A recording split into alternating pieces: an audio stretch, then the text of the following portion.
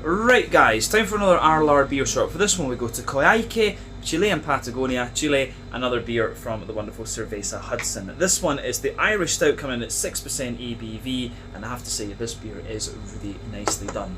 So the beer pours this lovely dark ebony rosewood colour. When it comes out the can it's got about a half finger of a kind of medium tan head. I would say that fades away very quickly, but it looks great, and as you would expect from the style. The aroma is very, very rich. Again, you're getting everything you want. Some chocolatey character, some nice rye bready notes, toasty backbone, a little bit of kind of hoppy character too, some nice fruity notes, and a good little bit of brown sugar as well. It smells really, really damn good.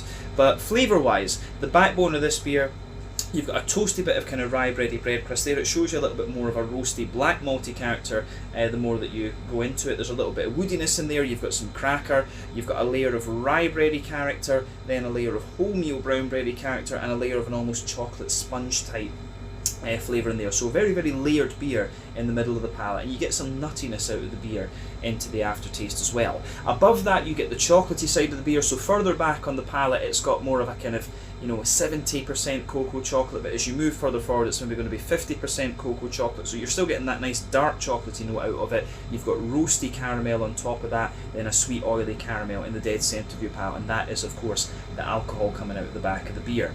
On the back third of your palate you get the similar layers that we talked about earlier, but the yeasty note of this beer is quite rye bready again, so it's quite dense, sweet rye bread at its core, a more grainy wholemeal brown bready character around the edge, and then yeah, more of a toasty bread crusty character at the very edge. So yeah, the malty and yeasty side of this beer I think is really, really nicely done.